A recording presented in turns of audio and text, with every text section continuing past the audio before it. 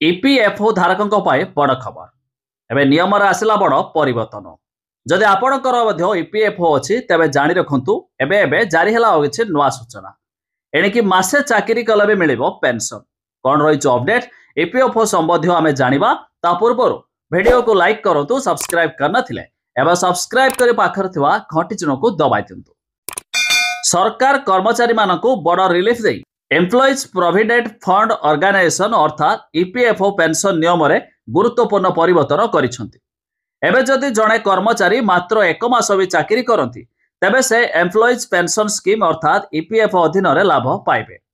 एही संशोधन विशेष करी युवक और अस्थायी कर्मचारी मानक पई उपयोगी जो माने बीपीओ लॉजिस्टिक ई कॉमर्स एवं चुक्ति आधारित चाकरी रे काम करती। पूर्वरु नियम थिला जे जड़े व्यक्ति 6 मासरु कम समय चाकरी करुथिले तांकर पेंशन अवदान को गणना करा जाउ नथिला अर्थात तांकर पेंशन अंश नष्ट हो जाउथला। किंतु एबे नुआ नियम अनुसार परिवर्तन कराइछि। एबे मात्र 1 मास चाकरी करिबा परे मध्य ईपीएस अधीन रे आसीबे एवं भविष्यत रे पेंशन पाइबा पाई हकदार हेबे। तबे एही नियम सही सेक्टर कर्मचारी पई सबुठारु अधिक उपयोगी हेबो जेउठारे चाकरी रो अवधि बेसी दिन न थाए।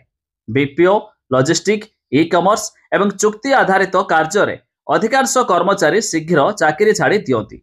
पूर्वरु तांकर पेंशन अवदान नष्ट हो जाउथला किंतु एबे या तांको खाता रे सुरक्षित रहिबो एवं भविष्यत रे पेंशन लाभ मिलिबो।